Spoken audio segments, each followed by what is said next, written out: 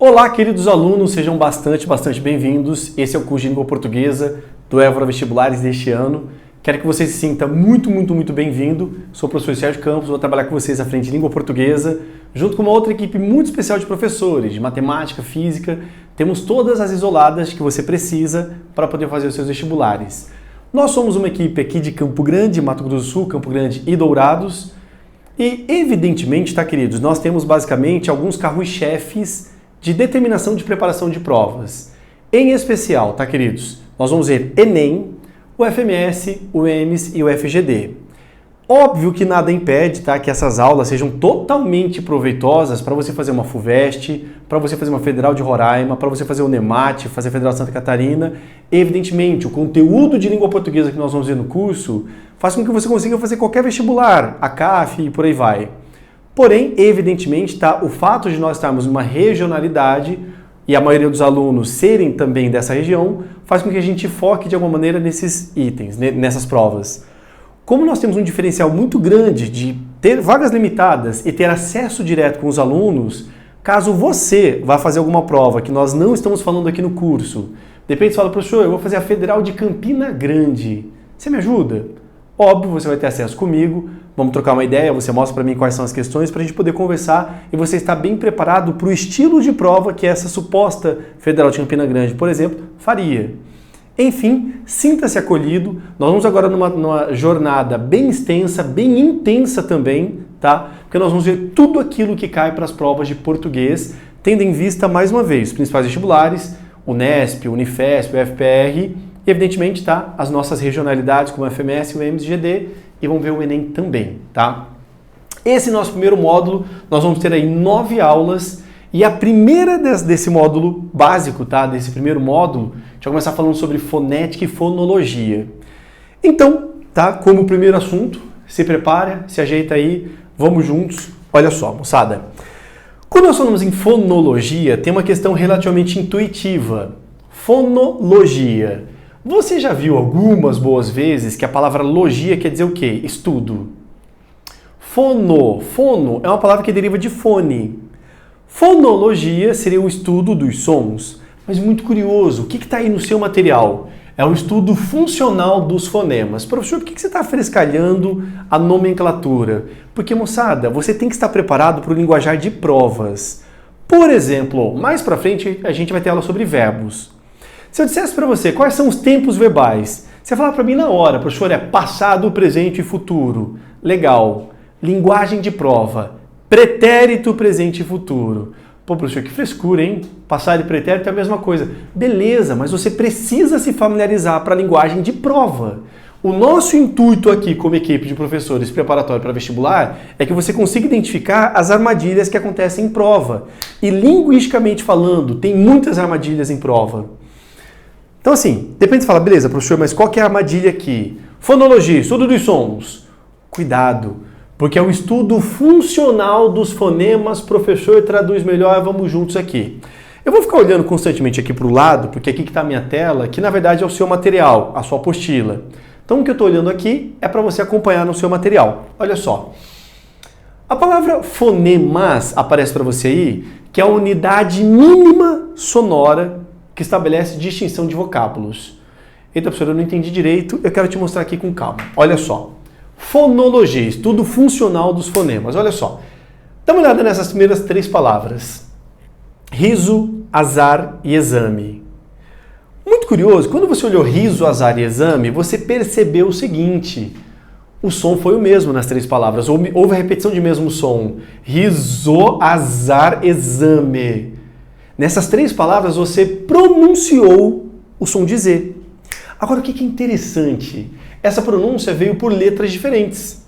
Você tinha aqui um Z que foi representado pela letra S, um Z que foi pela própria letra Z, mas um som de Z que foi representado pela letra X. Coisa curiosa essa particularidade da língua portuguesa. O mesmo som, 3 representações gráficas diferentes. E olha aqui, exato, xarope, máximo, fixo. Em todas essas, você teve agora uma repetição de escrita. A letra X que apareceu em todas elas. Agora, muito curioso, exato teve som de Z. Xarope, esse X teve som de CH. Máximo, esse X teve o som de S. Na verdade, 2 S's, né? E o fixo teve um som que nós falamos que é um dífono, que é quando uma letra produz 2 sons. Fixo. Parece que você emenda um K e um S. Fixo. Então, curioso. Você pode ter o mesmo som por letras diferentes. E você pode ter a mesma letra para sons diferentes. A língua portuguesa pode ser muita coisa menos normal. Normal ela não é. E você percebe pela questão inicial, que é a produção de som. Os nossos sons não são padronizados. Qual seria o ideal de uma língua? Cada letra representasse exatamente um som. Na língua portuguesa não é assim. Você acabou de ver então que fonologia é o estudo funcional. Como que vão funcionar os fonemas? E o que é fonema que você viu aí, que é o estudo funcional? Perdão, que é a unidade mínima sonora? Queridos, é a unidade mínima de som, que estabelece distinção. Professor, como assim? Ó, no seu material tem alguns exemplos interessantes, né? Lata, bata, nata, mata. Lata, bata, nata, mata. Queridos, olhem só. O que eu quero que você acompanhe? Ó, isso não cai em prova. Dá uma relaxada, não cai em prova. É só um meio para você entender o fim. Concentra. A língua portuguesa, por exemplo, possui o que nós chamamos de vogais e consoantes. A gente faz uma pergunta, por que na língua portuguesa algumas letras são chamadas de vogais e por que outras são chamadas de consoantes? Qual que é o critério para dizer que é uma vogal ou consoante? Olha que legal. Quando nós falamos em vogais na língua portuguesa, uma vogal um som só é chamado de vogal por quê? Porque a passagem de ar dos seus pulmões até a sua boca não tem nenhuma interrupção. Se você for pegar para pronunciar A, E, I, O, U, não tem interrupção nenhuma. Se você pegar 2 dedos e puser na sua garganta, do lado de fora, você fala A, E, I, O, U. O som só saiu. Agora, por que alguns sons são chamados de consoantes? Porque eles vão ter alguma interrupção nessa passagem de ar. Nisso, existem pronúncias que são chamadas de bilabiais, que a interrupção é dos 2 lábios. Por exemplo, letras B e P. Bata, pata. Percebe que para você falar B, P, repete aí, B, P. Para sair um som de B ou de P, o movimento do lábio é basicamente o mesmo, B, P. Por que é consoante? Porque tem uma interrupção na passagem de ar. E essa interrupção se deu por meio dos 2 lábios que se juntam, bata, pata. Agora olha só, você percebe que a palavra bata e pata é muito parecida. Tem uma diferença mínima e única das letras B e P. O movimento da boca é o mesmo, BP. Agora você percebe, eu pergunto para você que está aí, bata, pata. Em qual dos 2 a emissão de som é mais forte, é mais intensa? Bata ou pata? Bata, pata, bata, pata. Professor, pata, eu falo um pouco mais intenso. Agora você percebe que é um pouco mais intenso? Só que essa mínima distinção de som é suficiente para você separar as palavras. Saber que uma coisa é bata, outra coisa é bata, outra coisa é pata. Curioso, tá? Lata e nata. Esse L e N, não precisa anotar isso não cai em prova, são chamadas de lingopalatais. Porque a língua encosta lá no céu da boca. Lata, nata. Lata, nata. De novo, o movimento é muito parecido. É uma consoante, porque tem uma interrupção na passagem de ar, e concentra. Lata, nata. No som lata, a sua língua está mais para dentro do céu da boca. Nata, a sua língua está um pouquinho mais para frente. Nata. De novo, o que eu quero resumir? Fonema é essa mínima distinção de som entre as palavras. Então, de novo, quando você olha no seu material, o que é fonema? Unidade mínima sonora, verdade, uma produção mínima de som, capaz de estabelecer distinção entre vocabulários. Isso é fonema. Evidentemente, você sabe o que é letra. Letra é a representação gráfica, é a grafia, a forma que a palavra é escrita, tá? É a representação gráfica, literalmente. Então, beleza. Agora, o que cai em prova, que você vai ter que prestar atenção, concentra aqui, olha só. O que cai em prova é muitas vezes a distinção entre letra e fonema. Nós acabamos de ver que não necessariamente uma mesma grafia vai sempre representar o mesmo som, não necessariamente. Então você vem aqui, concentra, presta atenção. Vamos ver essa relação de letra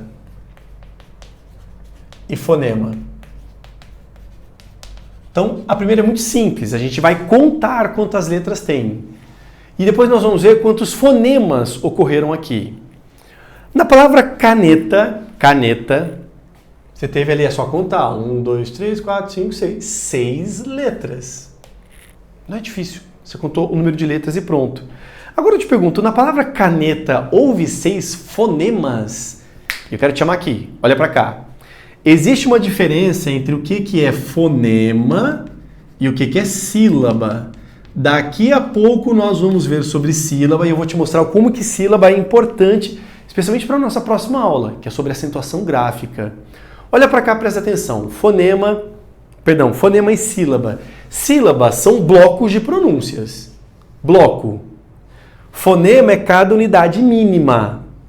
Então a minha sugestão para você, se porventura você estiver com alguma dificuldade para assim, eita, professor, eu não entendi direito qual que é essa parte de fonema. Ó, vou apagar aqui. E o que eu quero que você entenda?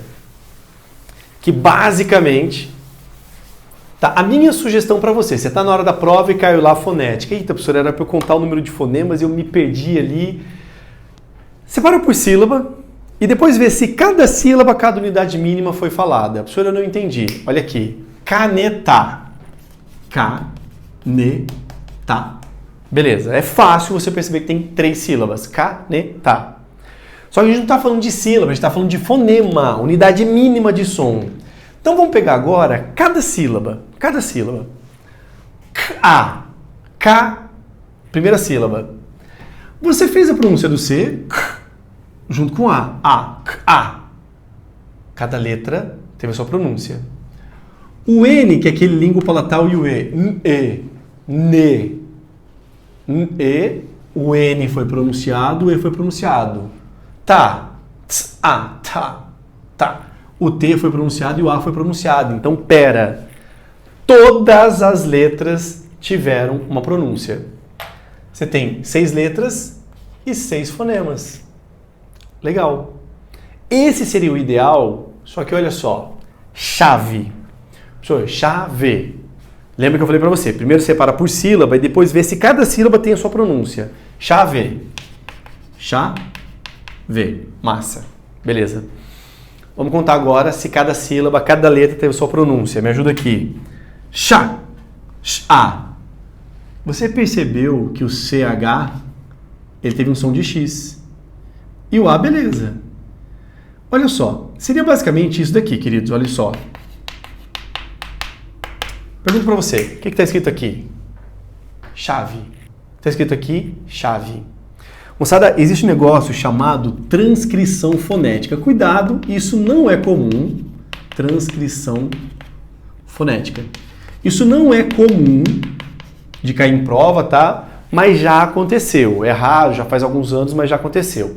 Se você ver essa palavra transcrição fonética, o que isso quer dizer? Como que você transcreve exatamente a pronúncia? Então, por exemplo, eu vou perguntar para você o seguinte, dá uma olhada aqui. O que está escrito aqui? Também. Deixa eu ter escrito também. Você escreveu errado. Moçada, quando a gente fala em transcrição fonética, é para você saber exatamente a pronúncia. Exatamente a pronúncia. Se você for ao dicionário, vou te dar um exemplo bem claro, rapidão. Se você for ao dicionário e for procurar essa palavra aqui,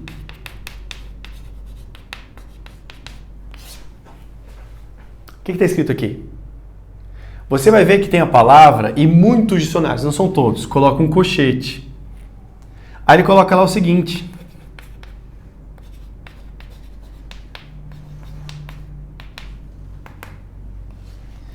Inexorável. Você fala, professor, peraí, tá escrito errado, tá? Isso daqui é para deixar claro como é que se pronuncia essa palavra. E curioso, muita gente fala inexorável. O correto é inexorável. Então, de novo, Transcrição fonética é você escrever exatamente como se pronuncia. Quando você vai fazer aula de inglês, de espanhol, você tem muita transcrição fonética. Olha, a palavra é essa, mas a pronúncia é desse jeito. É isso aqui. A palavra é essa, mas a pronúncia é essa. Chave. Tá? Muito comum na língua portuguesa uma palavra que termina em E ser pronunciada com I. Fechando aqui, para tentar resumir, olha só. Chave.